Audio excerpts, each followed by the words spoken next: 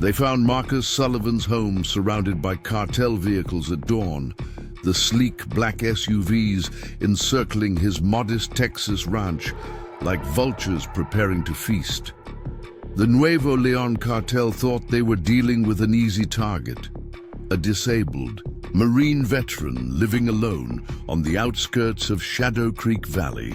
But as they moved in to deliver their message of intimidation, they didn't realize they had just made the worst mistake in their organization's violent history. You see, before Marcus lost the use of his legs in Afghanistan, he had spent 12 years as a Marine Corps K-9 handler, conducting the kind of classified operations that turn skilled operators into living legends. And his service dog, Shadow, wasn't just any companion animal. He was a highly trained Belgian Malinois, a veteran of multiple combat deployments, with capabilities that would remind the cartel why military working dogs are considered one of the deadliest assets in modern warfare. The morning sun cast long shadows across Marcus Sullivan's front porch as he watched the cartel vehicles through his high-powered optics, his wheelchair positioned just inside the doorway. His hands moved with practiced efficiency, checking his defensive preparations, while Shadow, his Belgian Malinois, maintained absolute stillness beside him. The dog's ears were erect, muscles coiled with controlled energy, ready to explode into action at his handler's command. 3 black SUVs approached slowly up the gravel driveway, their tinted windows concealing the occupants, but their deliberate pace broadcasting clear intentions. Marcus noted every detail with the tactical precision that had kept him alive through countless combat operations. Mexican plates, new model Escalades, one with a distinctive scratch along the passenger door. His mind catalogued the information, automatically old habits that had become instinct. Sarah Martinez's police cruiser appeared at the end of the long driveway, kicking up dust. The local sheriff's deputy parked with deliberate casualness, her usual friendly demeanor replaced with professional alertness. Through his scope, Marcus watched her approach the lead vehicle, one hand resting casually near her sidearm.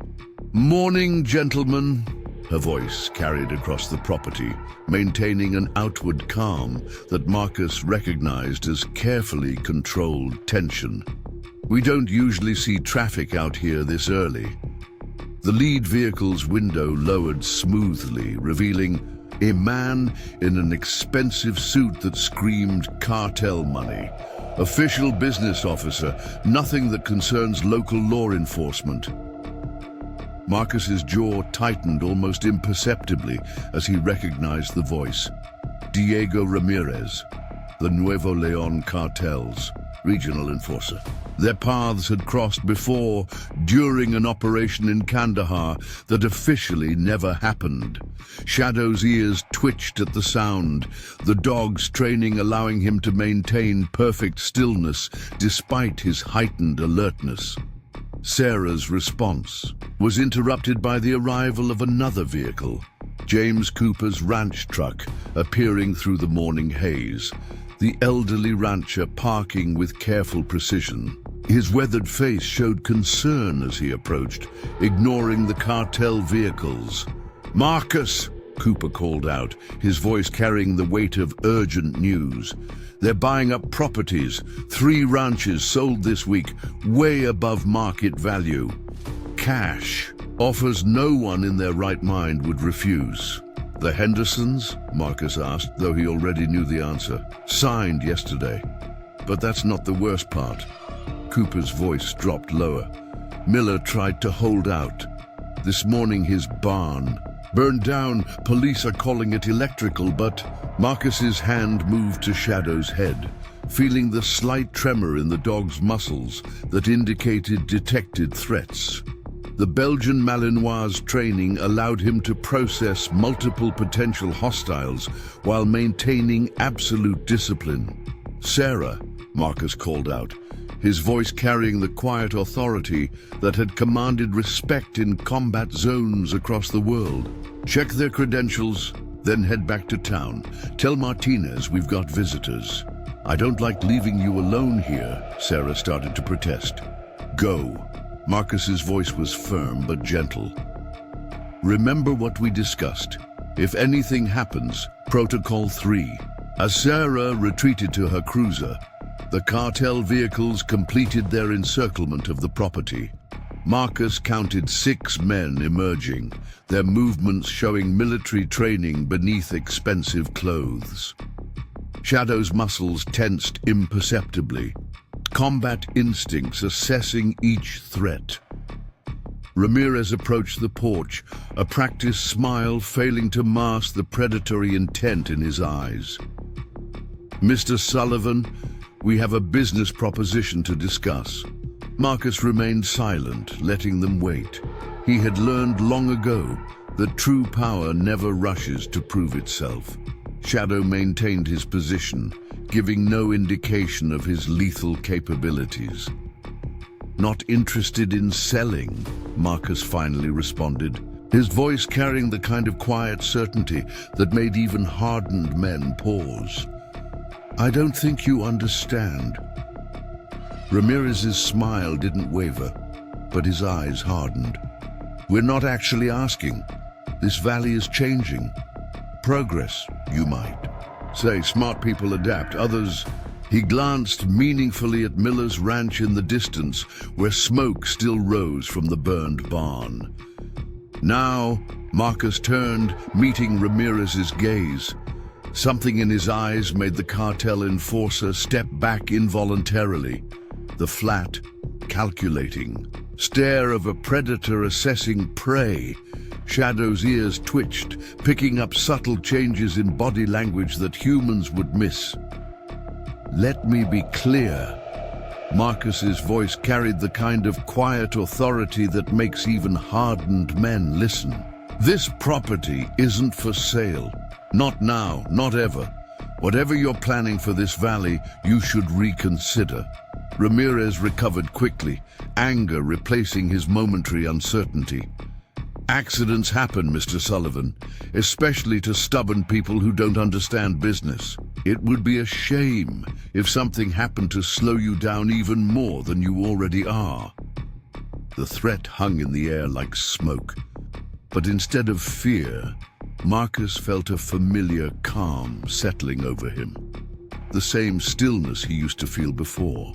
Our combat operations. Shadow's muscles coiled imperceptibly, ready to explode into action at the slightest signal. "That would be a serious mistake, Mr. Ramirez." Marcus's tone made the cartel lieutenant pause again, some ancient instinct warning him that he was missing something important. "A mistake you wouldn't survive to regret." The moment stretched taut with potential violence. Then Ramirez forced another smile, reaching into his jacket.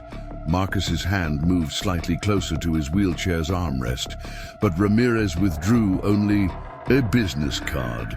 "Think about it, Mr. Sullivan. You have 24 hours to make the smart choice." He turned to leave, then stopped. Beautiful dog. Would be tragic if something happened to him. As the SUVs departed, Marcus watched until they were out of sight. Only then did he allow his hand to move from Shadow's head, the dog maintaining his disciplined position despite the clear threats. Marcus pulled out his phone, dialing a number he hadn't used in years. "Jackson, it's Sullivan. Remember that favor you owe me? Time to pay up. Shadow and I need your help." The sun climbed higher over Shadow Creek Valley, but Marcus Sullivan's day was just beginning. The cartel thought they'd found an easy target, a disabled veteran alone with his dog. Instead, they'd just challenged someone who'd spent 12 years teaching the world's most dangerous enemies the cost of underestimating a Marine and his canine. Within 24 hours, they'd learn why that was a fatal mistake. Cooper approached the porch, his expression grim. They're not just buying properties, Marcus. They're establishing a foothold. 3 more ranches under pressure, families being threatened. Miller's place wasn't the first accident. Marcus wheeled himself to the edge of the porch, Shadow moving in perfect synchronization with his chair. Get the word out, Don. Anyone who hasn't sold needs to be alert, and tell Sarah to activate the phone tree. You think it's really them? The Nuevo Leon cartel? It's them, Marcus confirmed, checking the tactical preparations hidden around his property. They're moving north, taking properties along the border, creating distribution routes. But they made a mistake here. What's that? They thought Shadow was just a service dog. Marcus's hand rested on the Belgian Malinois' head, feeling the controlled power in the animal's muscles. They have no idea what he's really capable of. The morning deepened as Marcus began implementing the defensive preparations he'd hoped never to need. The cartel had just declared war on someone who'd spent his entire military career teaching elite canine units how to dismantle organizations much more dangerous than theirs. Over the next 5 days, Shadow Creek Valley would witness something unprecedented. How one disabled veteran and his combat-trained dog could transform a small community into an unstoppable force, using nothing but military experience, a network of loyal veterans, and the kind of strategic warfare that brings armies to their knees. The cartel was about to learn an ancient truth. The most dangerous predators aren't the ones that announce themselves with roars and threats. They're the quiet ones, the patient ones, the ones who've seen enough combat to know that true victory doesn't come from superior firepower. It comes from turning your enemy's strength into their greatest weakness. Dawn breaks over Shadow Creek Valley, painting the Texas sky in shades of crimson and gold. Marcus Sullivan moves with practiced efficiency through his morning routine, his wheelchair gliding silently across reinforced floors. Despite his disability, every movement speaks of years of physical discipline, a warrior's grace undiminished by his injuries. Shadow, the Belgian Malinois, maintains his position at Marcus's side, the dog's alertness evident in his erect ears and focused gaze. "Easy there, boy," Marcus murmurs as Shadow's ears twitch toward a distant sound. Years of working together have created a bond deeper than mere handler and dog. They move as one unit, each anticipating the other's needs with unconscious precision. Sarah Martinez's patrol car pulls up to the property, her early arrival expected after yesterday's confrontation. "Morning, Marcus. How's our situation?" Marcus's eyes scan the horizon as he talks, old habits that have saved his life more times than he can count. Sarah notices the subtle assessment, understanding its significance, saw some unusual traffic on the way in.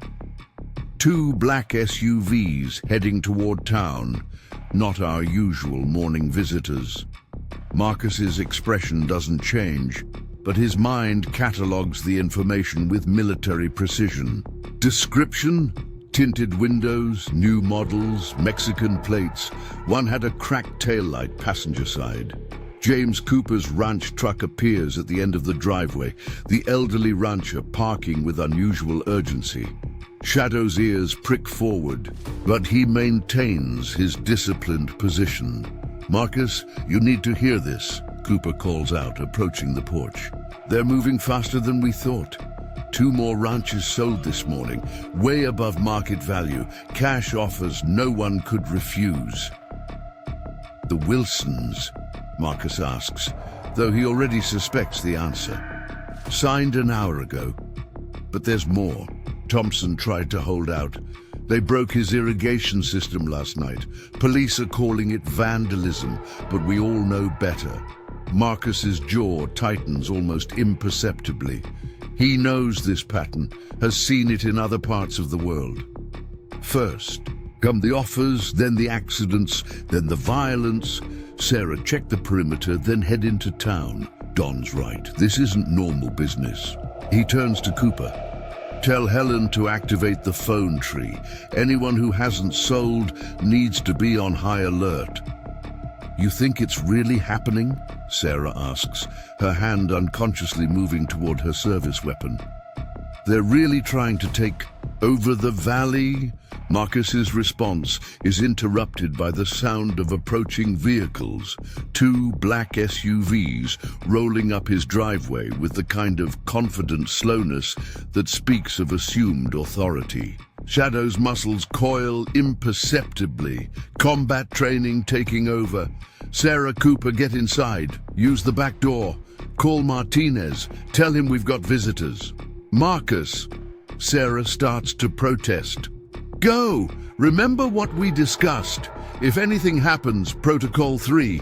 As his friends retreat, Marcus continues his morning routine, checking his property's defenses with unhurried precision.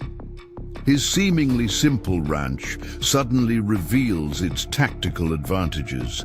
Clear lines of sight, multiple escape routes, carefully positioned security measures installed over years. The SUVs stop in a practiced formation, one blocking the exit, one creating an intimidation angle. 4 men emerge, dressed casually but moving with military precision. Their leader, wearing designer sunglasses that cost more than most people's monthly salary, approaches with calculated confidence. Mr. Sullivan, the man's accent carries the polished edges of cartel money. I'm Carlos Ortega. We have a business matter to discuss. Marcus continues his work, letting them wait. He learned long ago that true power never rushes to prove itself. Shadow maintains his position, giving no indication of his combat capabilities. Not interested in selling, Marcus finally responds, his voice carrying quiet authority. Already made that clear to your colleague yesterday. Ah, yes, Ramirez can be impulsive. Ortega's smile doesn't reach his eyes. I prefer a more professional approach. We're developing this region, Mr. Sullivan. Progress requires change. Smart people adapt. Now Marcus turns, meeting Ortega's gaze. Something in his eyes makes the cartel officer pause. The flat, calculating stare of someone who's seen too much combat to be intimidated by shows of force. Let me be clearer. Marcus's voice carries the kind of quiet certainty that makes even hardened men listen. This property isn't for sale. This valley isn't for sale. Whatever you're planning, reconsider. Ortega recovers quickly, but his hand twitches slightly, a tell that Marcus's combat experience instantly recognizes. You misunderstand, Mr. Sullivan. We're not just developers. We represent interests that don't accept rejection well. It would be unfortunate if your condition made it difficult to protect your property. The threat hangs in the air, but instead of fear, Marcus feels a familiar calm settling over him, the same stillness he used to feel before combat operations. Shadow's muscles tense imperceptibly, ready to explode into action at the slightest signal. That would be a mistake. Marcus's tone makes Ortega pause again, some primitive instinct warning him that he's missing something important. One you wouldn't survive to regret. The moment stretches taut with potential violence, then Ortega forces another smile. Consider our offer carefully, Mr. Sullivan. You have 12 hours to make the smart choice. After that, well, accidents happen, even to service dogs.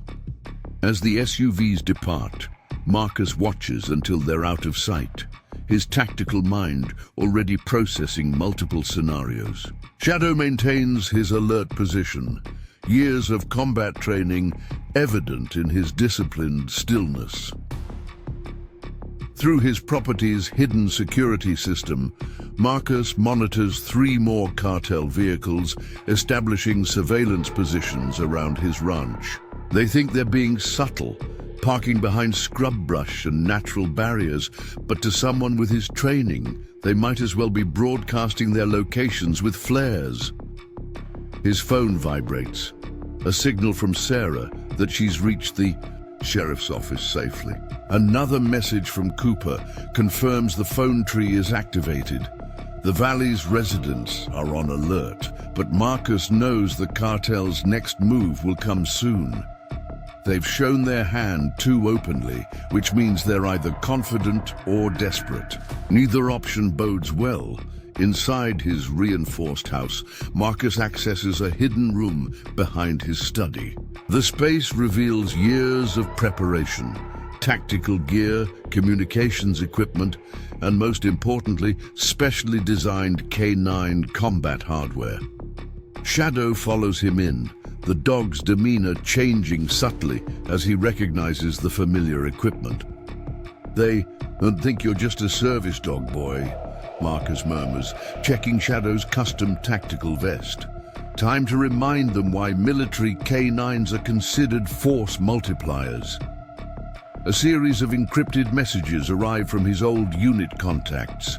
Jackson, his former team leader, confirms he's mobilizing resources. Other veterans from their specialized K9 operations group are already moving into position around the valley, their arrival carefully coordinated to avoid detection.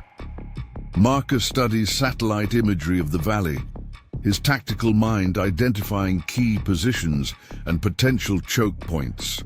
The cartel's surveillance teams are establishing a classic encirclement pattern, but they've made crucial mistakes in their positioning. They're following standard criminal organization protocols, not expecting to face someone with military special operations experience. Shadow's ears suddenly prick forward, his body tensing slightly. Seconds later, Marcus's security system detects movement. Cartel operatives attempting to approach his property under cover of daylight. Their technique is professional but predictable, exactly what he would expect from criminal organizations. Trying to mimic military tactics, through concealed cameras, he watches them probe his defenses, looking for vulnerabilities. They're good, he acknowledges, but they're not combat veterans. And they definitely don't understand what a properly trained military working dog is capable of. A message from Sarah confirms his suspicions. Cartel vehicles are moving into position around other holdout properties in the valley. They're preparing for coordinated action, probably tonight or early tomorrow. They want to make examples, show what happens to those who resist. "Let them come," Marcus tells Shadow, feeling the familiar pre-mission calm settling over him. "Time to show them why you never threaten a Marine and his dog." The sun climbs higher over Shadow Creek Valley. As Marcus Sullivan finalizes his preparations, the cartel thinks they're dealing with a disabled veteran and his service animal. By sunrise, they'll learn why that assumption was their last mistake. The desert sunset paints long shadows across Shadow Creek Valley as Marcus Sullivan checks his property's perimeter, his wheelchair moving silently over carefully maintained ground. His movements are methodical, practiced, eyes constantly scanning for signs of surveillance. 3 hours have passed since the cartel's last visit, and he knows they're watching. They always watch before they strike. A truck appears on the horizon, approaching fast but controlled. Marcus recognizes the driving pattern, aggressive yet precise, military precision in every turn. David "Eagle" Jackson hasn't lost his touch. Even after 8 years away from their unit, the massive former Marine steps out, his frame blocking the setting sun. Place looks different from the photos, Captain. Jackson still uses his old rank, a reminder of shared battles. Retired now, Eagle, just Marcus. He embraces his former teammate, noting how Jackson also scans the surroundings. Thanks for coming. Spotted. 3 vehicles watching the access road. Amateur hour. They think parking behind scrub brush hides them. Marcus nods. Nuevo Leon Cartel moving up from Mexico, taking properties for distribution routes. They've already damaged one neighbor's property. Inside the reinforced house, Marcus pulls out detailed maps of the valley. Jackson studies them with the focus of a career soldier, noting elevations, approaches, potential choke points. You didn't build this place randomly, he observes. Every fence line, every outbuilding, they're all positioned for maximum visibility, multiple escape routes, overlapping fields of fire. Old habits. Marcus marks locations where he spotted cartel surveillance. They gave me 12 hours to sell. That means they'll move in 10. Classic intimidation timeline. Strike before they expect you to be ready. Jackson examines the property's layout again. You got 6 combat vets within 20 minutes of here, all from our old K9 units, all trustworthy. A knock at the door interrupts them. Sheriff Robert Martinez enters, his expression grim. Marcus, we've got trouble. Just found 2 more properties vandalized. They're escalating faster than usual. They think they're being smart, Marcus replies. Hitting multiple targets, spreading law enforcement thin. County's overwhelmed. State police are tied up with a major operation up north. We're on our own out here. Jackson shares a look with Marcus. Just like old times.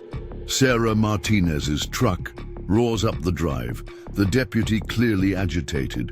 Marcus, they're at the Thompson place again. 2 SUVs, men with rifles. They're not even trying to hide it anymore. Marcus makes a decision. Rob, how much can you look the other way? The sheriff considers carefully. Officially, I'm understaffed and focused on the vandalism cases. Anything that happens without clear evidence. Well, response times are slow out here. Good. Eagle, make the calls. Everyone from the old team who's within range. Marcus turns to Sarah. Tell Helen Cooper to gather the community at the church tonight. Time to show these people what they're really dealing with. As his allies disperse, Marcus heads to his training yard. Shadow, who's been maintaining watchful silence, moves with fluid grace beside him. The veterans working security at neighboring properties sense the tension, their own combat instincts kicking in. Mike Chen, a former Army Ranger who runs security for the Cooper Ranch, approaches. Trouble coming, boss? Already here. Get everyone combat ready. Remember your training. The property buzzes with controlled activity as Marcus's plan takes shape. Veterans check sight lines and establish communication protocols. Jackson sets up a command center in the house's reinforced basement, a facility Marcus built years ago, hoping he'd never need it. A drone passes overhead. Cartel surveillance. Stepping up their game, Marcus allows himself a small smile. Let them watch. Let them think they're gathering intelligence. Every bit of information they collect is exactly what he wants them to see. James Cooper returns, this time with his wife, Helen. Community's worried. Marcus, these cartel boys, they're not just damaging property anymore. They're threatening families. That's why we're meeting tonight. Time to remind everyone what this valley really is. Not just ranches and farms, but a community. One that knows how to protect itself. As night falls, vehicle lights appear on the valley roads. Residents heading to the emergency meeting. Marcus watches them through high-powered optics, noting cartel vehicles tracking the movements. They're getting bolder, more aggressive, he observes, exactly as expected. They're moving up their timeline, Jackson notes, checking his tactical gear. That drone flight, the open surveillance, they're not waiting 12 hours. Good, Marcus replies. Means they're getting nervous, making mistakes.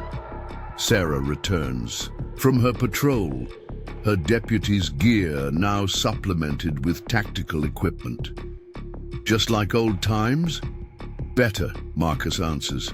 This time we're fighting for something that matters, our home. The cartel observers watch the gathering at the church, recording faces, taking notes. They see exactly what Marcus wants them to see. Scared residents meeting in panic.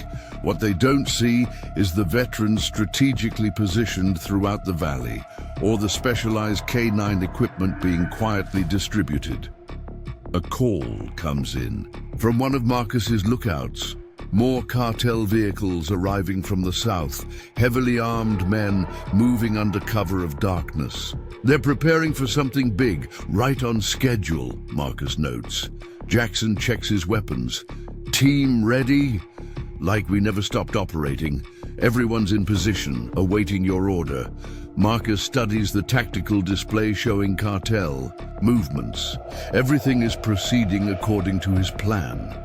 The property's lights burn bright, creating the image of normal evening activity, but in the shadows, his veterans move with lethal precision, preparing a welcome that Nuevo Leon will never forget. They think they're hunting us, he tells Jackson, while Shadow maintains his alert position beside the wheelchair. Time to show them what it feels like to be the prey. Through thermal imaging, they observe the cartel's advance. Unlike their earlier surveillance, these men move with military precision. They've brought in professionals, Jackson observes, ex-military based on their movement patterns. Good, Marcus replies, means they'll follow predictable protocols. Military. Training works against them here. They'll clear zones exactly as they were taught. Makes them predictable. A horse screams in panic at a neighboring ranch as the first flashbang detonates. The cartel launches their assault from multiple directions simultaneously, their coordination perfect. But Marcus is ready. Execute Omega. Protocol, he commands. The valley's defenders respond with orchestrated chaos. Hidden speakers activate, broadcasting recorded combat sounds from different locations. Thermal decoys draw attention while the real defenders remain concealed. A psychological warfare works both ways, Marcus observes as the cartel forces hesitate, their perfect formation wavering as their intelligence proves false. Ramirez's voice carries across the battlefield.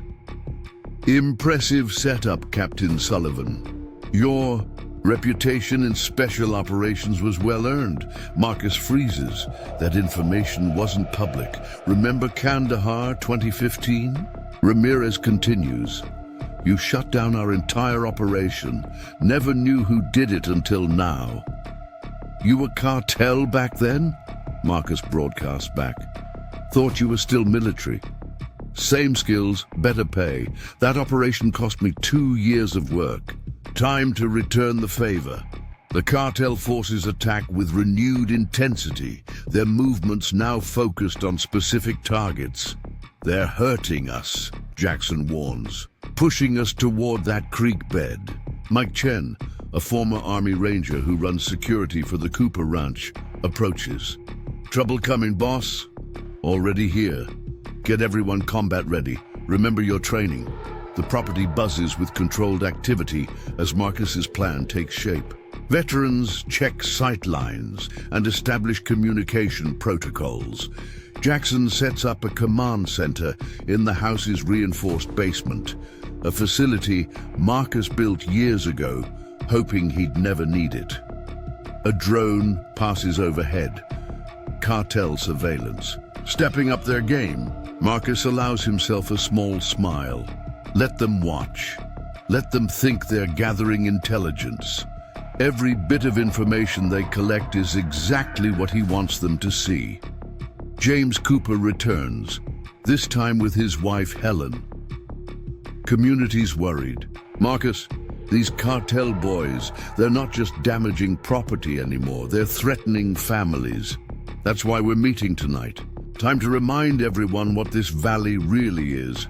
Not just ranches and farms, but a community, one that knows how to protect itself. As night falls, vehicle lights appear on the valley roads, residents heading to the emergency meeting. Marcus watches them through high-powered optics, noting cartel vehicles tracking the movements. They're getting bolder, more aggressive, he observes, exactly as expected. They're moving up their timeline, Jackson notes, checking his tactical gear. That drone flight, the open surveillance, they're not waiting 12 hours. Good, Marcus replies. Means they're getting nervous, making mistakes. Sarah returns. From her patrol, her deputy's gear now supplemented with tactical equipment. Just like old times? Better, Marcus answers. This time we're fighting for something that matters. Our home. The cartel observers watch the gathering at the church, recording faces, taking notes. They see exactly what Marcus wants them to see. Scared residents meeting in panic. What they don't see is the veterans strategically positioned throughout the valley, or the specialized canine equipment being quietly distributed. A call comes in from one of Marcus's lookouts. More cartel vehicles arriving from the south, heavily armed men moving under cover of darkness. They're preparing for something big. Right on schedule, Marcus notes. Jackson checks his weapons. Team ready? Like we never stopped operating. Everyone's in position, awaiting your order. Marcus studies the tactical display showing cartel. Movements, everything is proceeding according to his plan. The property's lights burn bright, creating the image of normal evening activity.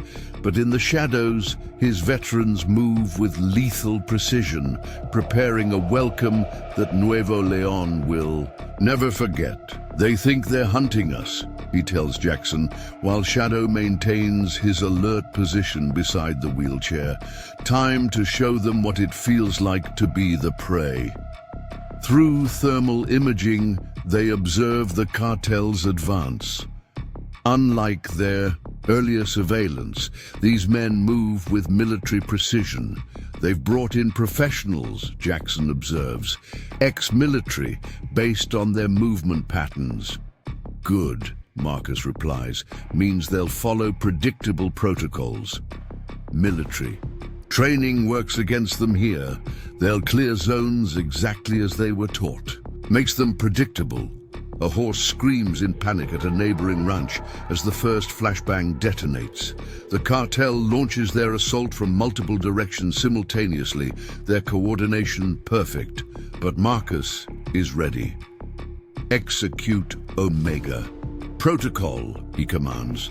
The valley's defenders respond with orchestrated chaos. Hidden speakers activate, broadcasting recorded combat sounds from different locations. Thermal decoys draw attention, while the real defenders remain concealed. A psychological warfare works both ways, Marcus observes, as the cartel forces hesitate, their perfect formation wavering as their intelligence proves false. Ramirez's voice carries across the battlefield. Impressive setup, Captain Sullivan. Your reputation in special operations was well earned. Marcus freezes. That information wasn't public. Remember Kandahar 2015? Ramirez continues. You shut down our entire operation. Never knew who did it until now. You were cartel back then? Marcus broadcasts back. Thought you were still military. Same skills, better pay. That operation cost me 2 years of work. Time to return the favor. The cartel forces attack with renewed intensity, their movements now focused on specific targets. "They're hurting us," Jackson warns, "pushing us toward that creek bed." But before they can act, multiple explosions rock the valley, not at Marcus's property, but at key infrastructure points: water pumping stations, power transformers, communication towers. The cartel isn't attacking directly. They're destroying support systems. "Clever," Marcus acknowledges grimly. "Cut us off, isolate us, then squeeze." A final explosion lights up the night, the valley's main bridge, cutting off the easiest access to outside help. Ramirez's voice comes over an open radio channel, his tone professionally courteous. "Captain Sullivan, I respect what you've accomplished so far, but now playtime is over. You have 1 hour to evacuate all civilians. After that, we stop being nice." The community looks to Marcus, fear mixing with determination. He studies their faces, not just seeing civilians now, but potential assets, people who could be taught to resist. "Your choice," he tells them. "Leave now, save yourselves, or stay and learn why Nuevo Leon picked the wrong valley to threaten." Sarah steps forward first. "My family's been here 3 generations. I'm not leaving." Others follow, ranchers offering equipment, local hunters volunteering their skills, even retired veterans bringing their expertise. 1 hour, Marcus checks his watch. Time to show them what a community at war looks like. The night deepens as Marcus positions his defenders. Not just veterans now, but civilians learning to protect their homes. The cartel thinks cutting off the valley will weaken them. They're about to learn that sometimes a cage doesn't trap the prey, it traps the predator. Shadow's ears suddenly prick forward, detecting movement before their senses. Through thermal imaging, they spot Los Lobos' advanced team. 3 operators moving like ghosts through the darkness, their technique flawless. "They're good," Cooper admits, watching through his hunting scope. "Way better than those thugs from before." "That's why we let them get close," Marcus replies. "Professional training works against them here. They'll clear zones exactly as they were taught. Makes them predictable." A horse screams in panic as the first flashbang detonates. Los Lobos launches their assault from multiple directions simultaneously, their coordination perfect. But Marcus's response transforms the battlefield instantly. "Execute Protocol Omega," he commands. The valley's defenders respond with orchestrated chaos. Hidden speakers activate, broadcasting recorded combat sounds from different locations. Thermal decoys draw attention, while real defenders remain concealed. Psychological warfare works both ways, Marcus observes, as the elite unit hesitates, their perfect formation wavering as their intelligence proves false. Through secure channels, they monitor growing resistance across the valley, communities sharing intelligence, local law enforcement choosing principles over pressure, even cartel rivals moving into position. The battle for Shadow Creek has sparked something larger. Problem: Martinez enters with urgent intel. Just intercepted. Cartel communications, they're changing tactics. Instead of taking over properties, they're going to destroy them. Make examples, Marcus finishes, seeing the strategy. Show what happens to those who resist. The tactical displays show multiple threats developing. Cartel forces moving heavy equipment, corrupted officials preparing cover stories, professional demolition teams positioning for maximum effect. We can't fight everywhere at once, Jackson warns, calculating resources. We don't have to, Marcus's Mind shifts to strategic thinking. We just have to make the price too high. Show them that every property they attack becomes another exposure, another revelation. Through their surveillance network, they detect increased activity around official channels, emergency meetings, secure communications, resources being mobilized. The power structure is preparing something unprecedented. Multiple tactical teams mobilizing, Sarah reports, checking police frequencies. They're bringing in everything they've got. Perfect, Marcus thinks, because that response tells everyone exactly how high this goes. They're not just exposing corruption anymore, they're confirming it. Shadow suddenly tenses, his combat training detecting threats the sensors haven't yet registered. Through thermal imaging, they spot Los Lobos' main assault team. 15 operators moving with lethal precision, their equipment state-of-the-art. Those aren't just hired guns, Jackson recognizes the movement patterns. That's their elite unit, never failed a mission. Until now, Marcus activates his final defensive protocols. The valley's terrain, carefully studied for years, becomes a weapon itself. Hidden barriers activate, channeling the attackers into prepared kill zones. Every approach route they take leads them deeper into Marcus's trap. First team attempting insertion, Jackson reports from their tactical center. East Ridge using darkness for cover. Through thermal imaging, they watch Los Lobos operators deploy with perfect technique. Their equipment is top grade, their coordination flawless, but they're dropping into territory Marcus has prepared for exactly this scenario. Execute Thunderbolt protocol, he commands. The defenders respond with coordinated precision. Hidden charges detonate, not to kill, but to saturate the ground with water from underground reservoirs. The landing zone becomes a quicksand trap, turning the elite unit's perfect insertion into a desperate struggle for survival. Second team deploying, a veteran calls out. They're using the distraction to... His words cut off as a massive explosion rocks the property. Los Lobos has scored a direct hit on the main house, fire blooming in the night. Wait, Marcus orders, as defenders move to respond. Watch. As flames spread, they reveal Marcus's preparation. The house's walls, reinforced over years, channel. The explosions force upward. What looks like devastating damage is actually controlled destruction, leading the attackers exactly where he wants them. You wanted them to hit it, Jackson understands. Let them think they've scored a victory.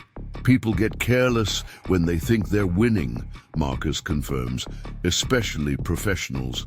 Los Lobos presses their advantage, making aggressive assault runs. But each advance brings them closer to the valley's defensive network.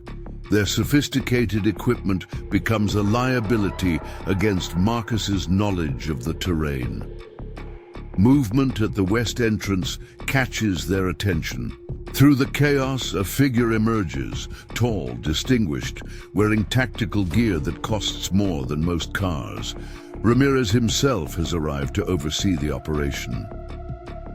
He never takes the field, Jackson whispers, shocked.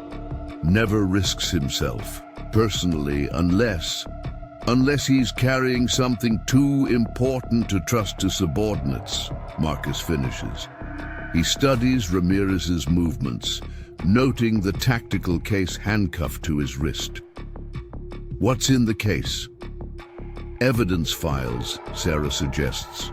Her police training recognizing the implications. Everything that could prove the cartel's connection to legitimate businesses. He always keeps it close, protected by unbreakable encryption.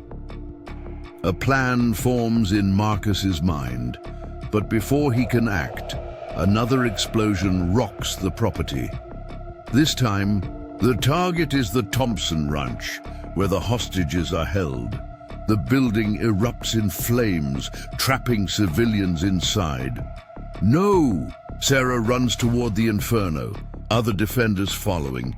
But Marcus's attention stays locked on Ramirez. The cartel leader's presence changes everything. He's not just here to win, Marcus realizes. He's here to ensure nothing survives. No witnesses, no evidence, no loose ends. The battle reaches a crucial moment. More Los Lobos operators deploy from hidden positions, while Ramirez's ground team advances methodically. The valley burns despite the darkness, years of work erupting in flames. But Marcus sees opportunity in disaster. Jackson, you know their security protocols. That case never leaves his side? Never.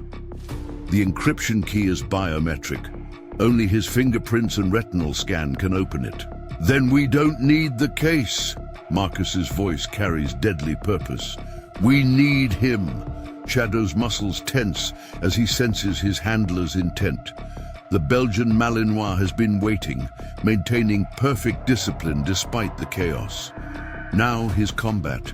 Training is about to show why military working dogs are considered one of the deadliest assets in modern warfare. As the valley burns and Los Lobos circles like professional predators, audacity becomes their only option.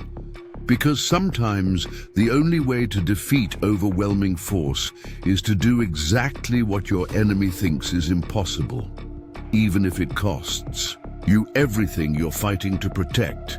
The burning valley paints the night in hellish orange as Marcus Sullivan's forces prepare for their desperate gambit. Through rain and smoke, they watch Ramirez's security team advance with mechanical precision, the cartel leader protected at their center.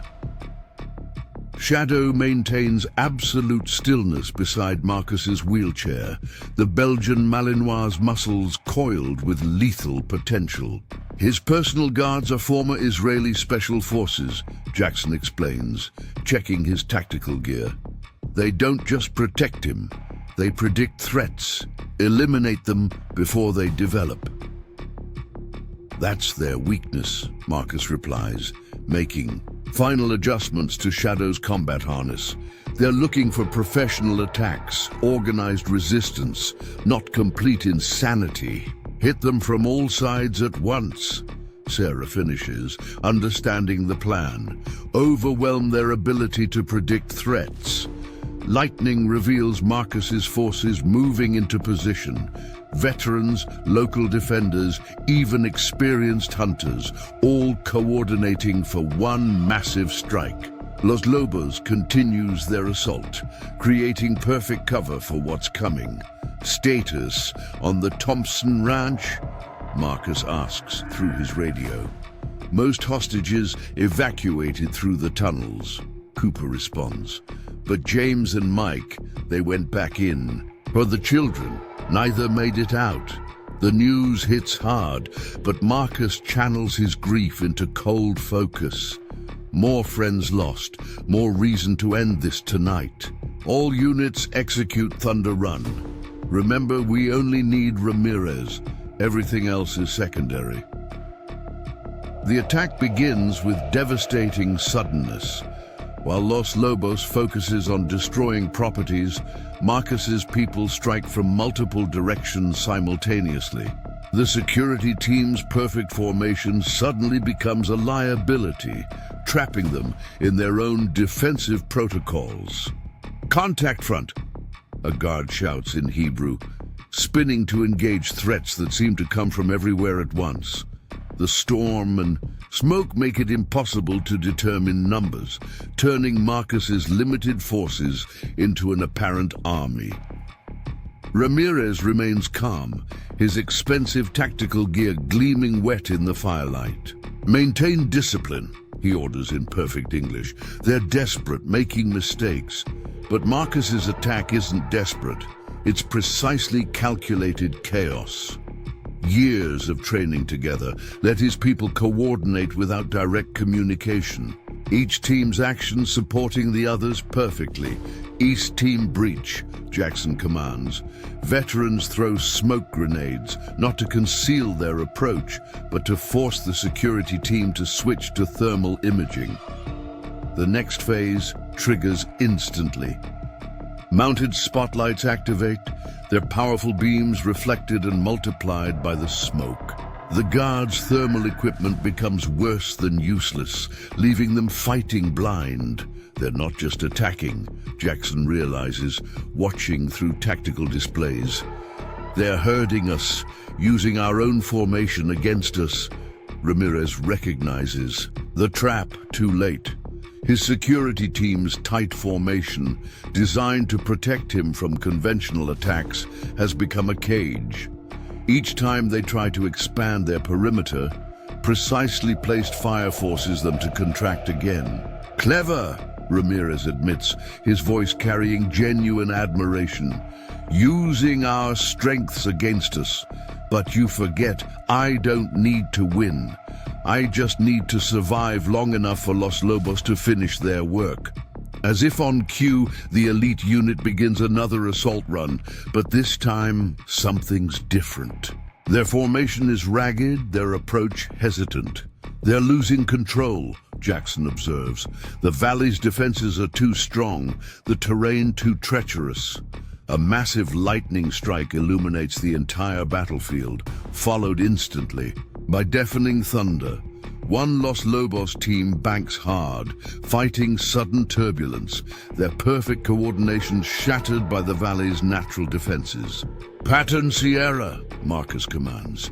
His forces press their advantage, using the chaos to tighten the noose around Ramirez's position. The cartel leader shows his first sign of concern. "Where is our ground support?" he demands into his radio. "The valley should be secured by now." "Sorry to disappoint," Marcus's voice carries across the battlefield, "but professional soldiers tend to fare better against elite units than you expected." Ramirez's security team realizes their situation too late. The tight formation that protected their principal now prevents effective response as Marcus's people close from all sides. Professional discipline begins to crack. "Sir, we need to evacuate," the team leader urges. "We're losing tactical control." But Ramirez's attention locks onto something else, a figure moving through smoke and rain with predatory grace. Marcus. Sullivan, his wheelchair advancing directly toward their position, shadow moving in perfect sync beside him. "No." Ramirez countermands the evacuation order. "Hold position, let him come." "Sir, that's not advisable." "You don't understand." Ramirez's voice carries strange satisfaction. "This is perfect." He thinks he's winning, just like in Kandahar. But this time, his words cut off as Marcus's true plan reveals itself. The frontal assault is a feint. The real attack comes from below. The valley's drainage system, converted years ago into emergency tunnels, allows his people to emerge behind the security team's position. "Breach, breach, breach!" Multiple voices call out as the trap springs. The security team finds themselves caught in a perfect crossfire, their formation suddenly fatal. But Ramirez shows why he survived decades as a cartel leader. His reaction is instant, decisive. He throws something, not a grenade, but a small electronic device. EMP! Jackson recognizes it too late. The pulse fries their tactical equipment, plunging the battlefield into true darkness. "You're not the only one who plans ahead." Ramirez's voice carries triumph. "Now let me show you why the cartel fears me more than any special forces unit." The night erupts in new violence as Ramirez demonstrates his own combat skills. His security team might be compromised, but their principal is far from helpless. Marcus's forces find themselves fighting an enemy who combines tactical brilliance with cartel ruthlessness. The battle becomes personal, primal, a test of will between two tactical geniuses. And through it all, the case remains chained to Ramirez's wrist, its contents still a mystery that could change everything. The EMP blast leaves the battlefield in primal darkness, broken only by lightning and burning buildings. Without tactical equipment, both sides are forced to fight by instinct and training. Through the chaos, Marcus tracks Ramirez's movements with practiced precision. "You rely too much on technology." Ramirez's voice carries through rain and smoke. "Real warriors understand darkness is their ally." His attack comes with shocking speed, a combination of military precision and street-fighting brutality. Marcus maneuvers his wheelchair with fluid grace, evading the initial assault, but Shadow remains disciplined, waiting for his handler's command. "Impressive," Marcus acknowledges. "Israeli Krav Maga mixed with Colombian military training. But you telegraph your left side." The counterattack comes not from Marcus, but from Shadow. At a silent hand signal, the Belgian Malinois explodes into action, years of combat training unleashed with surgical precision. Ramirez finds himself facing something his security training never prepared him for: a fully operational military working dog. Around them, the battle devolves into primitive warfare. Without radio communication or night vision, Marcus's defenders rely on pre-arranged signals. Flashbangs and emergency flares create momentary illumination, revealing snapshots of combat frozen in strobing light. "Your dog fights well," Ramirez grunts, barely avoiding Shadow's attack. "But you're bleeding out. How long before exhaustion takes its toll?" "You still don't understand what you're fighting," Marcus responds, coordinating with Shadow through silent signals. "This isn't just about me and my dog, it's about family." As if proving his point, Sarah's voice carries through the darkness. "Marcus down!" A warning that saves him from a security team member's attack. The deputy might have lost her tactical equipment to the EMP, but her aim remains true. Ramirez uses the distraction to create distance, the case still chained to his wrist. "You want to know what's in here, don't you? Why it's worth burning down your valley?" "I know exactly what it is." Marcus advances methodically, Shadow moving in perfect coordination with his wheelchair. "Financial records, shipping routes, everything federal agencies need to destroy your operation." "Close," Ramirez admits, "but not quite. This contains something far more valuable. Proof of who really controls the cartels. Politicians, law, enforcement, military commanders, all the legitimate people who profit from our work." The revelation hits harder than any physical blow. This isn't just about territory or drugs. It's evidence that could bring down entire power structures. "That's why you came personally," Marcus realizes. "Can't trust anyone else with that kind of leverage." Lightning illuminates Ramirez's cold smile. "Now you understand what you're really fighting. You think the cartel is your enemy? Wait until you see what happens when the truly powerful feel threatened. Their combat resumes with increased intensity." Ramirez fights with the desperation of someone who knows failure means death not just from enemies, but from his own allies. Marcus matches his fury with calculated precision, each movement designed to wear him down. "Boss!" Jackson's voice cuts through the chaos. Los Lobos reforming for another attack run. The elite unit has recovered from their initial confusion, but something's wrong with their formation. Through the rain, Marcus spots the reason. Local hunters using their knowledge of the valley to disrupt their coordination. "You're full Of surprises, Ramirez notes, launching another attack, turning my own unit against me, but loyalty bought with mercy never lasts. You're wrong, Marcus counters, using his aggression against him. It's not about loyalty, it's about remembering who you really are. The battle reaches its crucial moment as Ramirez overextends his perfect technique, finally showing fatigue. Marcus capitalizes instantly. Years of combat experience condense into one devastating combination. Shadow's attack synchronized perfectly with his handler's movement. The case's chain proves to be Ramirez's undoing. As he moves to block Marcus's attack, the weight throws off his balance. Shadow's strike finds its mark, sending him sprawling, but victory comes with a cost. One of Los Lobos' teams, flying too low and fast, clips the valley's power lines. The explosion lights up the night, nearly 2 decades of Marcus's work erupting in flames. You see? Ramirez laughs through bloody teeth. You might beat me, but everything you fought for still burns. That's how we really win. We take away people's hope.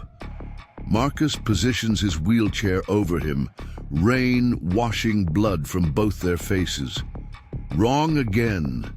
The valley was never about buildings. It was about proving that broken people can heal, that veterans can find peace, that community means something. He reaches for the case, but Ramirez's last defense proves devastating. A hidden blade concealed in his tactical gear flashes in the darkness. Marcus! Sarah's warning comes too late. The blade finds its mark, but so does Shadow's final attack. Ramirez goes down permanently, but Marcus's side blooms with crimson. The case, he orders through gritted teeth, secure it now. As his defenders rush to comply, Los Lobos begins their final attack run. But they face a new problem. Their own former teammates have reached the ridge with salvaged equipment, ready to defend the valley they once tried to destroy. The night erupts in new fire as the battle enters its final phase. But even as blood soaks his uniform, Marcus allows himself a grim smile, because sometimes victory isn't about who's left standing. It's about proving that some things are worth any sacrifice to protect. The valley echoes with the sound of automatic fire as Los Lobos retreats in disarray, their formation shattered by unexpected resistance. Their first shot streaks through the rain-filled sky, forcing the remaining attackers to break position. On the ground, Sarah works frantically to stop Marcus's bleeding, while Jackson coordinates the remaining defenders. Pressure here, Sarah orders, pressing bandages against the knife wound. The blade missed vital organs, but you're losing too much blood. Forget me, Marcus grits through pain. The case, get it open, now. Jackson examines the case's sophisticated locking mechanism. Biometric security, we need Ramirez's fingerprints and retinal scan. He's not getting any pressure, Cooper responds grimly, dragging the cartel leader's body through mud and rain. Above them, the local hunters prove why valley knowledge trumps military training. Their coordinated fire forcing Los Lobos into prepared kill zones. But the elite unit adapts quickly, using the storm for cover while coordinating their attacks. They're not retreating, Martinez observes, helping coordinate. Ground defense. Even with Ramirez down, they're still following the mission. Because they know what's in that case. Marcus pushes himself to sitting position, ignoring Sarah's protests. If that evidence gets out, a lot of powerful people go down. The operators are more afraid of their real bosses than they are of us. The case finally opens with a pneumatic hiss. Inside, they find multiple hard drives and documents, all protected in waterproof cases. But before they can examine the contents, thermal warnings blare from their backup sensors. Ground teams. Jackson shouts. Professional hit squad moving up through the South Creek bed.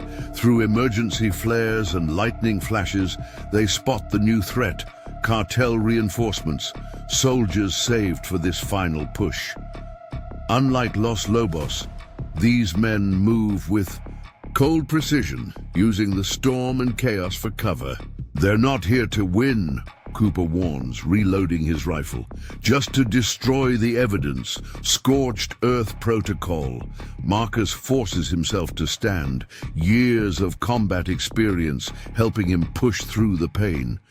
Jackson, get that case to the fallback position. Sarah Martinez, coordinate civilian evacuation. Everyone else prepare for close combat. You can barely stand, Sarah protests. Good thing standing's optional in a firefight. The cartel's final assault hits like a tsunami. Professional soldiers attack from multiple angles, while Los Lobos provides air support. But Marcus's people have home field advantage and something worth dying for. Local hunters, knowing every inch of the terrain, pick off cartel forces trying to flank through the creek.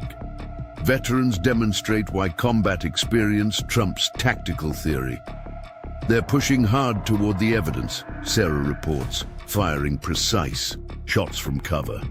These aren't just cartel soldiers. Some of them are wearing military unit patches.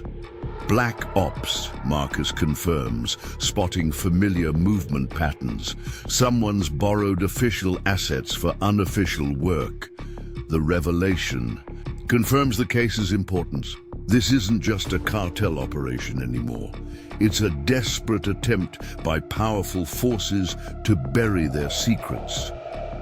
Shadow, despite the intensity of combat, maintains perfect position beside Marcus's wheelchair. The Belgian Malinois training allows him to process multiple threats while awaiting his handler's command. Running low on ammunition, Jackson's voice crackles over their emergency radio. These guys aren't stopping for anything. Through the storm, they hear new helicopter rotors, different pitch, different direction. Powerful searchlights cut through the rain as National Guard Blackhawks appear, weapons armed and ready. About time, Martinez grabs his radio. Called in some favors when this started. Turns out burning down half a valley gets attention, but the cartel forces don't retreat. Instead, their attack becomes more desperate, more savage. They know they have minutes to destroy the evidence before overwhelming federal response arrives. Push them back, Marcus commands, somehow finding strength to direct the defense. Everything we've lost, everyone we've sacrificed, make it mean something. The battle reaches its crescendo as defenders and attackers clash in close combat. The valley burns around them, years of work reduced to ashes. But in that destruction, something new emerges, the unbreakable spirit of a community united against evil. Sarah's position becomes a last stand. Wounded defenders fighting alongside former enemies. Local ranchers use their equipment to block cartel escape routes. Even Shadow plays his part. His combat training allowing him to herd attackers into prepared kill zones.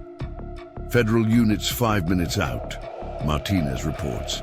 If we can hold his words cut off as the largest remaining Los Lobos team makes a suicide run at their position.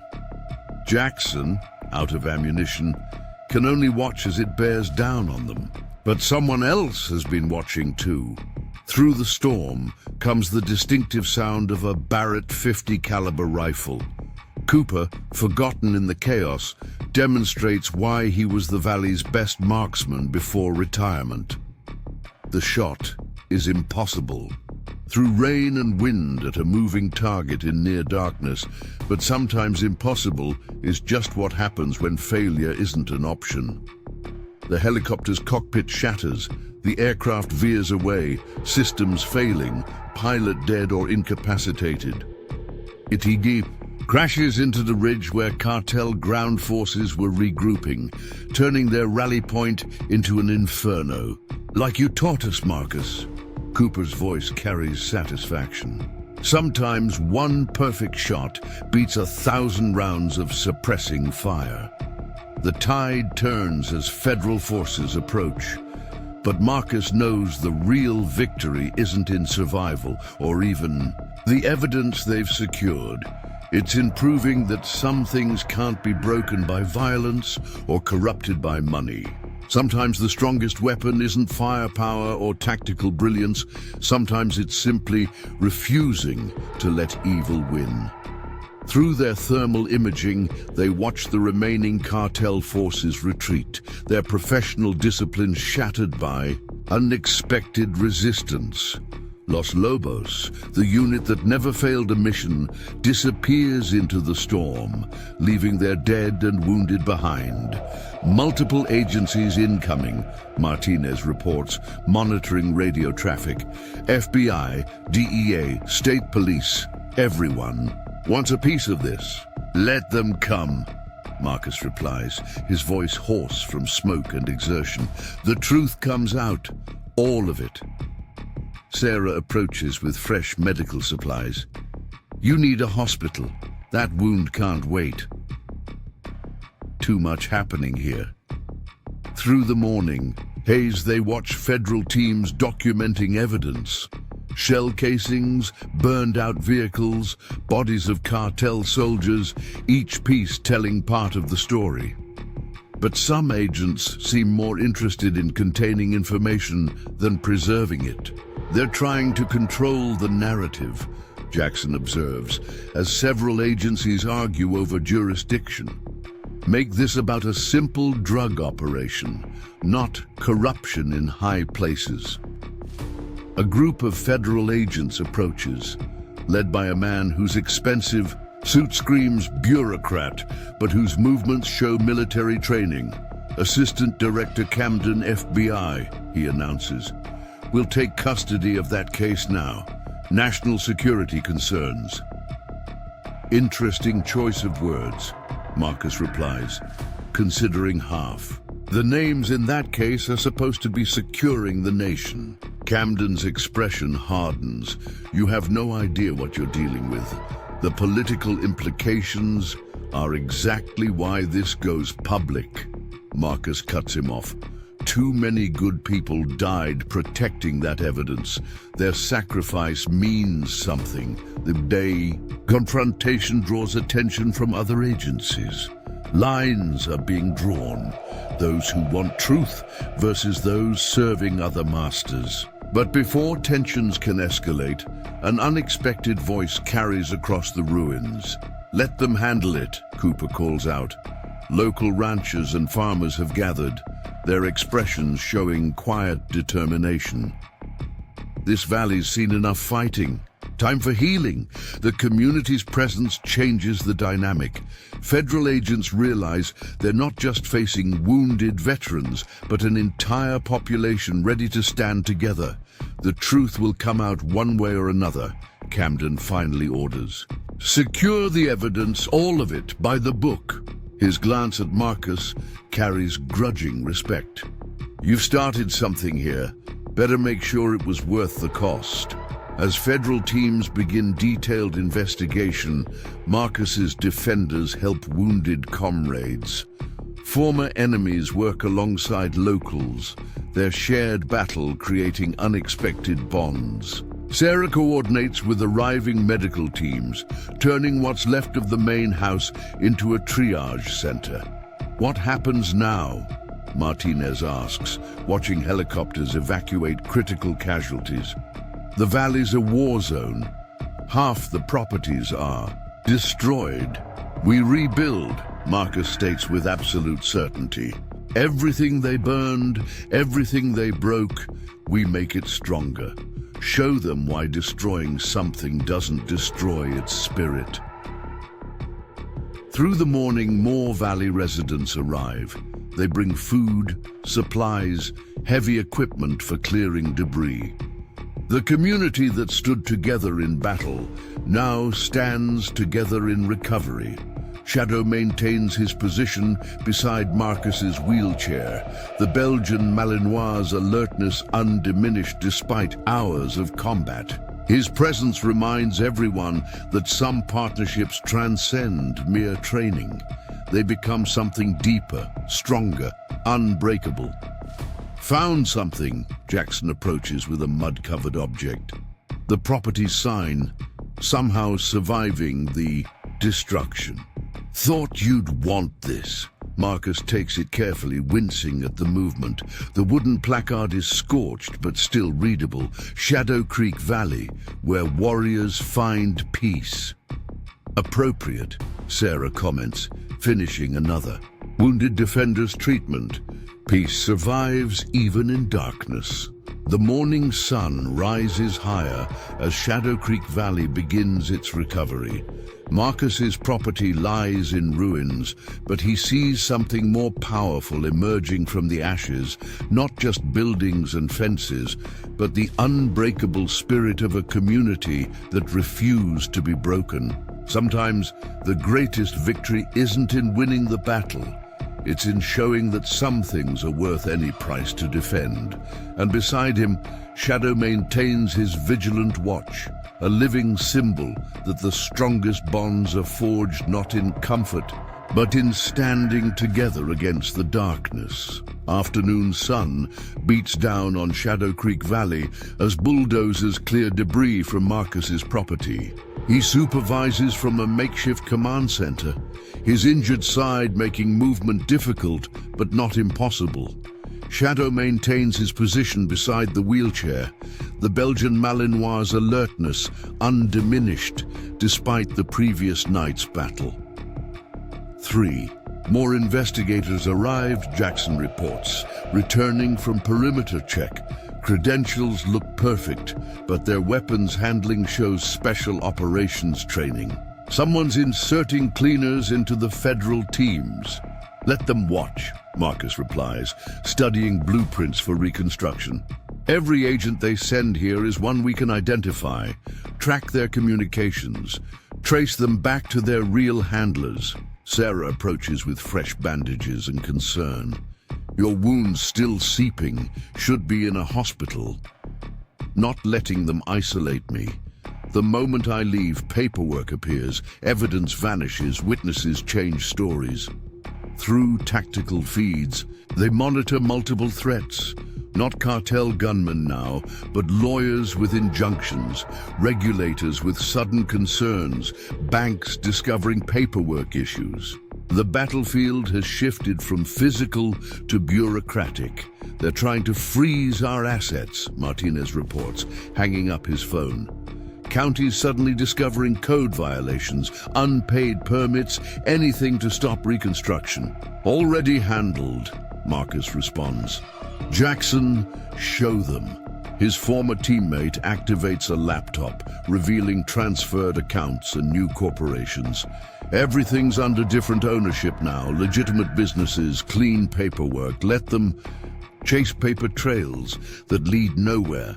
The Valley's defenders have adapted quickly to this new form of warfare.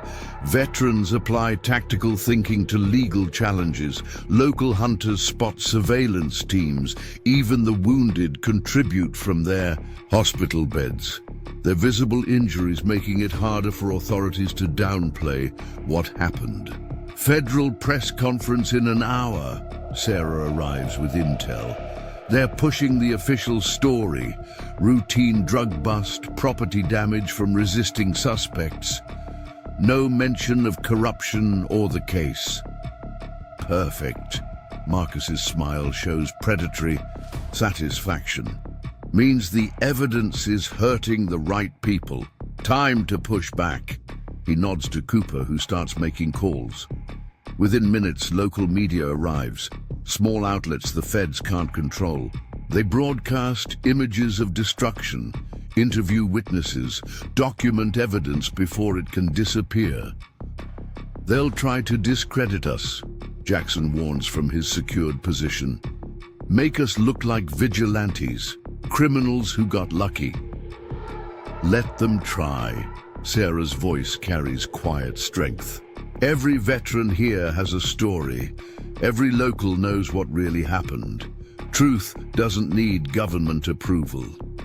A convoy approaches. More federal vehicles, but different. These move with calculated purpose, their occupants carrying themselves. Like operators rather than agents. Well, Jackson recognizes the type. Looks like some agencies don't like others covering up corruption. The snake starts eating itself. Marcus watches rival federal teams circle each other, each pursuing different agendas. Government's not one thing. It's thousands of people making choices. Some serve powers that hide in shadows, others remember their oaths. The valley's reconstruction continues as this shadow war unfolds. Local contractors donate material and labor. Veterans arrive from other states drawn by news of the battle. Even former cartel operators contribute. Los Lobos members choosing redemption over loyalty. Found something else, Martinez returns. From searching secured cartel vehicles, phones, documents, shows this valley wasn't their only target. They're building similar operations all along the border. Not anymore, Marcus examines the intelligence, because now we know their playbook, how they pick targets, pressure communities, corrupt officials. Time to share that knowledge. He turns to Sarah. Get me every law enforcement agency not compromised by that case, every journalist who can't be bought, every community facing cartel takeover. They thought burning the valley would bury their secrets. Jackson understands the plan. Instead, we use its ashes to expose everything. Helicopter lands, ignoring federal attempts to wave it off. The man who emerges carries himself like a warrior but wears a senator's suit. His arrival changes the whole dynamic. Senator Morrison, Sarah identifies him. Former special forces, sits on intelligence committees. Not someone the corrupt can easily silence. This is how we win, Marcus tells his people. Not with guns or violence, but with truth. They can burn buildings, threaten lives, even change records, but they can't stop an idea whose time has come. The afternoon sun catches Shadow's tactical harness as the dog alerts to approaching movement. Through their security network, they detect multiple surveillance teams establishing observation posts around the valley. Professional watchers, Jackson identifies their technique. Agency trained, probably NSA or CIA contractors. Good. Marcus studies their deployment. Means we know where to broadcast from. Every picture they take, every conversation they record, all goes public. Local media continues documenting reconstruction efforts, but now with a deeper focus. They don't just show physical rebuilding, but community healing, veterans finding purpose in helping others, families supporting each other, former enemies working together. 4 more families returned, Cooper reports with satisfaction. Said, they won't let fear drive them from their homes. Through secure channels, they monitor the impact of their revelations. Corrupt officials resigning, honest law enforcement finding courage to resist, communities learning to stand together. The battle for Shadow Creek Valley has become a template. For fighting back, found more evidence in the cartel vehicles. Sarah enters with a file. Bank records, property transfers, political donations, all leading back to people we're supposed to trust. Upload everything, Marcus orders. Every document, every connection, every betrayal. Let the truth spread faster than they can suppress. Shadow suddenly tenses, combat instincts detecting what sensors miss. Through thermal imaging, They spot multiple teams moving into position around the valley. Not military this time, but something potentially more dangerous. Professional fixers, Jackson identifies them. The kind governments use when they need problems to disappear quietly. Let them come. Marcus's voice carries quiet certainty. Every move they make, every trick they try, just proves what we're exposing. The afternoon deepens as Shadow Creek Valley transforms. Marcus's property becomes more than a rebuilding project. It becomes a symbol of resistance. Veterans share combat experience, locals teach community organization, even former cartel operators contribute insider knowledge. They're calling it the Shadow Creek Method, Martinez reports from his law enforcement contacts. Communities standing together, refusing to be victimized. It's spreading. But Marcus sees storm clouds gathering. Through hard-won experience, he recognizes the signs of desperate power preparing to strike. They'll try something big, he warns his core team. Something to discredit everything we've exposed, make the truth seem like conspiracy theories. Let them try. Jackson checks his weapons with practiced ease. Truth's got teeth now. Through their surveillance network, they detect increased activity around official channels. Emergency meetings, secure communications, resources being mobilized. The power structure is preparing something unprecedented. Multiple congressional committees activated, Sarah reports, monitoring political channels. They're trying to classify everything as national security matter. Perfect. Marcus's smile carries dangerous satisfaction, because that response tells everyone exactly how high this goes. They're not just exposing corruption anymore, they're confirming it. Shadow's ears suddenly prick forward, detecting approaching vehicles before their senses. Through thermal imaging, they spot multiple teams establishing surveillance positions. Today, professional observers using advanced equipment. Agency teams. Jackson identifies their movement patterns. Looks like someone's preparing a major operation. Good. Marcus studies their deployment. Let them watch. Every picture they take, every conversation they record, just builds our case. The afternoon sun catches the valley's new sign as contractors raise it into position. Shadow Creek Valley, where truth finds strength. Because sometimes the greatest victory isn't in winning the battle. It's in showing others how to fight their own. Power can burn buildings, threaten lives, even change records. But it can't stop a community that refuses to be broken. Can't. Silence truth once it finds its voice. And beside Marcus's wheelchair, Shadow maintains his vigilant watch. A reminder that the strongest partnerships aren't forged in comfort, but in standing together against darkness. Midnight oil burns in Marcus's makeshift command center as he monitors simultaneous attacks on multiple fronts. Not bullets and bombs now, but something potentially more dangerous, a coordinated campaign to destroy their credibility. Television screens show news channels spinning different versions of the same lies, while computer monitors track social media disinformation spreading like wildfire. They're calling us domestic terrorists, Jackson reports, scanning headlines, claiming we staged the entire battle to cover illegal operations. 3 major networks running exclusive exposés on our criminal conspiracy. Coordinated hit pieces in 12 newspapers, Sarah adds, tracking media patterns, all owned by companies connected to names in Ramirez's files. They're trying to bury the truth under an avalanche of lies. Marcus studies the attacks with tactical precision, seeing patterns others might miss.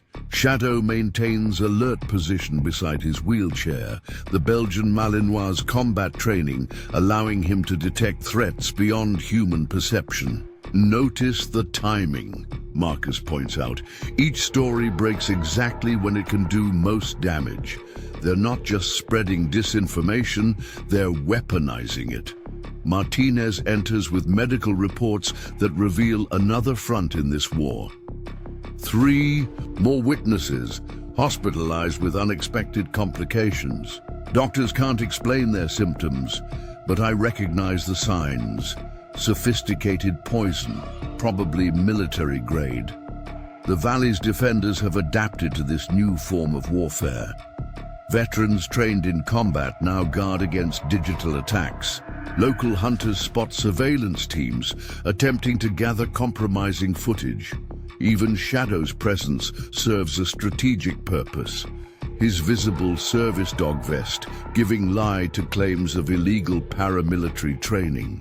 They're pushing a Senate investigation. Senator Morrison arrives with fresh intelligence. Committee stacked with compromised officials. They'll subpoena everyone, try to twist testimony into admissions of guilt.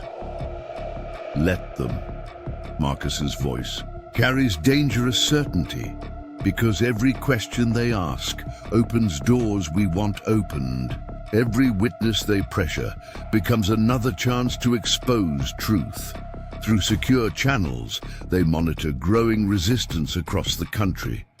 Other communities targeted by cartels share intelligence, warn of new tactics, coordinate responses. The battle for Shadow Creek Valley has become a template for fighting back. Problem: Martinez enters with urgent news. Just intercepted plans for something bigger. They're not just trying to discredit us. They're setting up a kill shot. Tactical. Displays show multiple threats converging. Professional character assassins digging into backgrounds. Financial experts tracing every transaction. Even psychologists preparing to question veterans' mental stability. They'll claim PTSD made us imagine the corruption. Jackson understands. The strategy: turn our service against us, make everything we've exposed sound like trauma-induced paranoia. But Marcus sees opportunity in their desperation. They're committing too many resources, making too many connections. Every attack leaves traces leading back to them. He moves to the evidence wall where photos and documents expose layers of corruption. Look at these patterns. Every hit piece, every investigation, every accident, they're signing their work without realizing it. These aren't just corrupt officials anymore, Sarah explains, reviewing intelligence files. We're seeing nation-state level tradecraft, intelligence, agencies, black ops units, people who usually topple governments. Because that's what we're really fighting, Marcus explains. Not just cartels, but systems of power built on corruption. And they're showing their hand. The Sanctuary's tactical advantage becomes clear. Every person they investigate has family. In military or law enforcement, every witness they threaten knows someone in intelligence communities. Every lie they spread reaches people trained to spot deception. 4 more federal agents requested transfer here, Sarah reports. Good ones, not compromised. Word spreading through agencies, people choosing sides.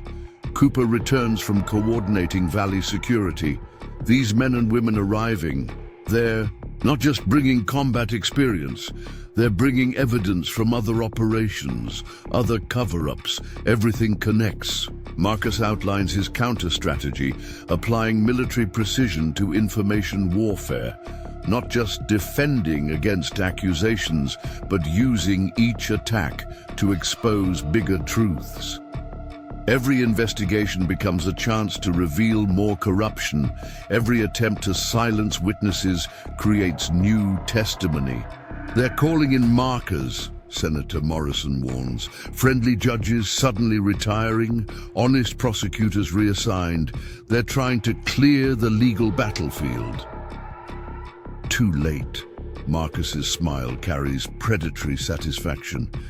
Because we're not filing cases in their courts. We're taking everything public, showing people how to recognize corruption in their own communities. Shadow suddenly alerts, his combat training detecting approaching threats before their senses. Through thermal imaging, they spot multiple surveillance teams establishing observation posts, professional watchers using advanced equipment. Agency. Teams, Jackson identifies their movement patterns. Looks like someone's preparing a major operation. Good, Marcus studies their deployment. Let them watch.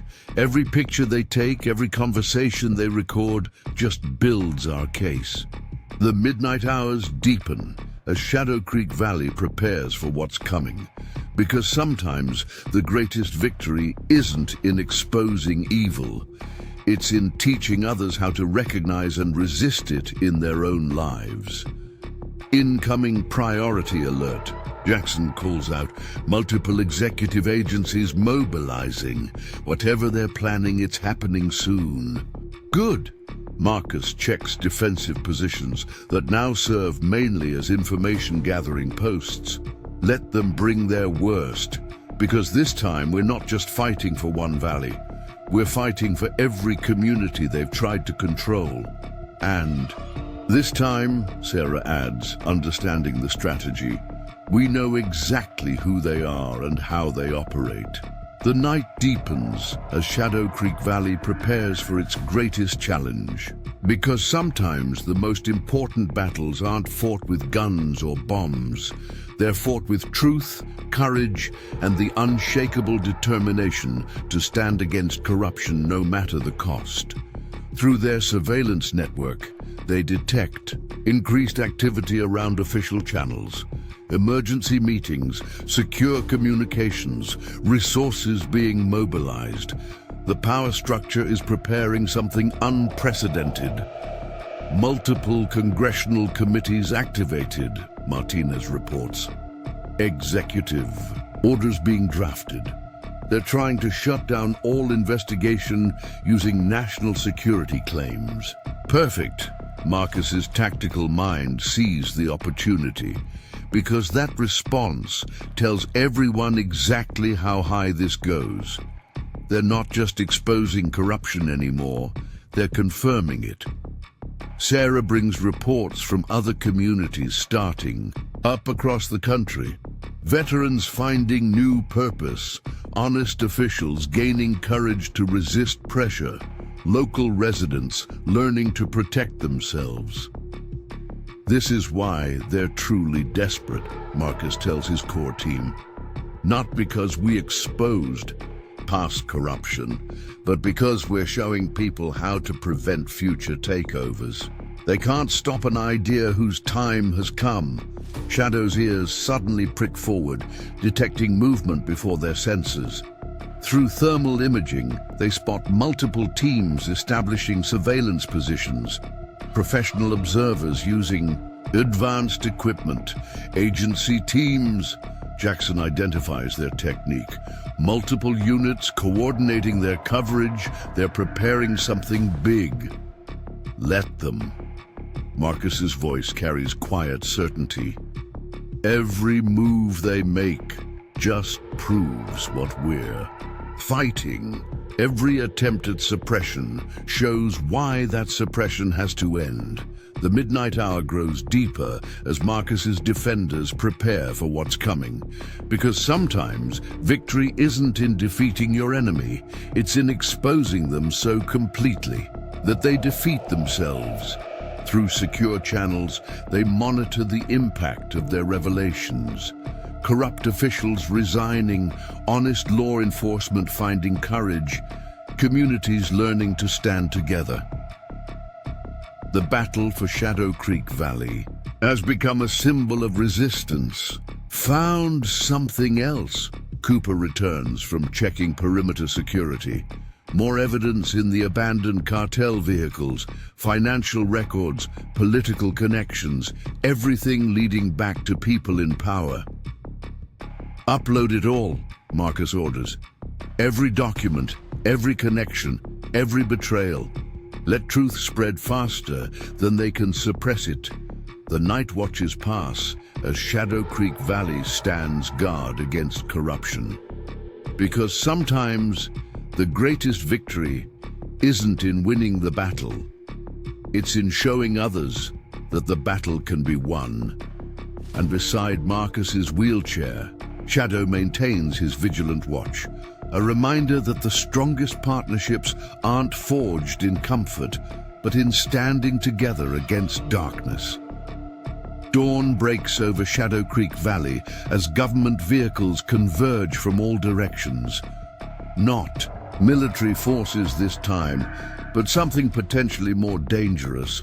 Federal tactical teams, congressional investigators, even judicial officials, all carrying papers that give their corruption a veneer of legitimacy. Multiple agencies declaring emergency jurisdiction, Jackson reports from their surveillance center.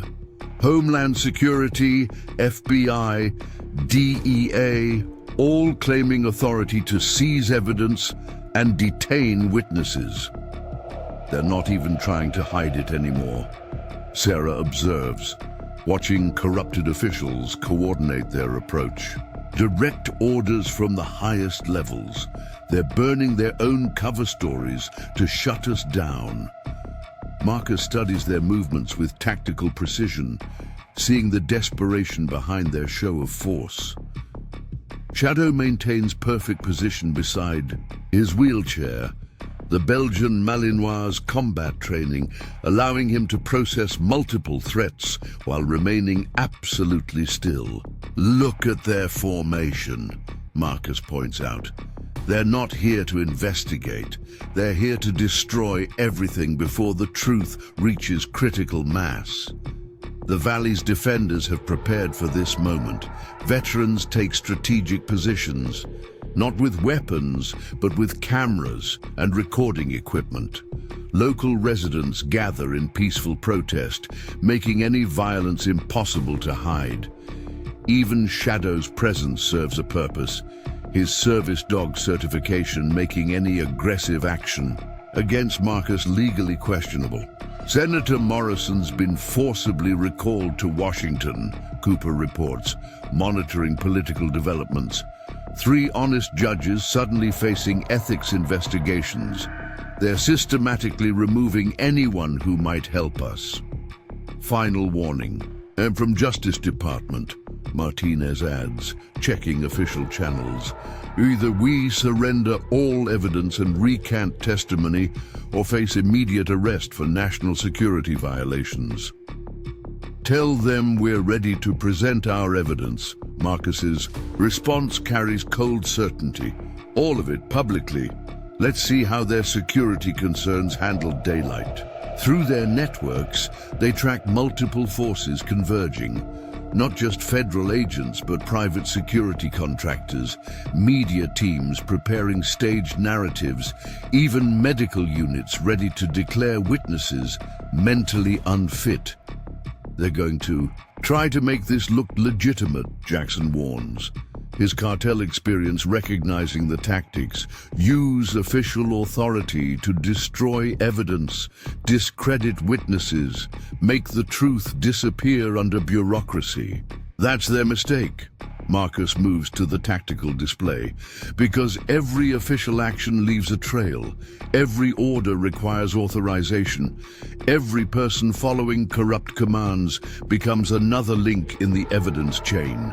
The Valley's defenders activate countermeasures developed through hard experience. Secure servers release encrypted files to multiple outlets simultaneously.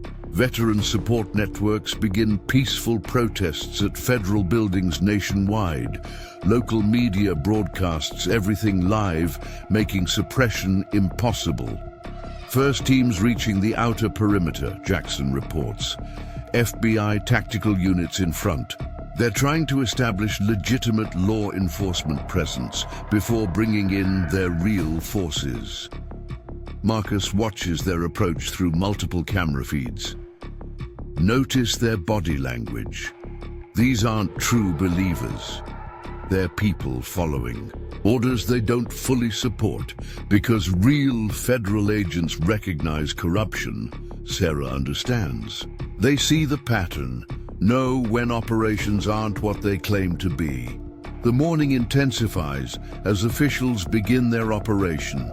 Agents serve papers, investigators demand access, medical teams arrive to evaluate veterans' mental states. But each action meets prepared resistance. The morning reaches its crucial moment as senior officials arrive, not to attack now, but to negotiate. The corruption they protected for so long has become a liability, too dangerous to maintain. You've started something, Sarah observes as power structures begin crumbling. Not just here, but everywhere. People learning they can stand against corruption, that communities united can't be broken. Marcus watches tactical teams withdraw, replaced by legitimate investigators. Because they showed them something more powerful than violence or money, they showed them truth has teeth. The valley's transformation becomes complete as media arrives to document its new purpose.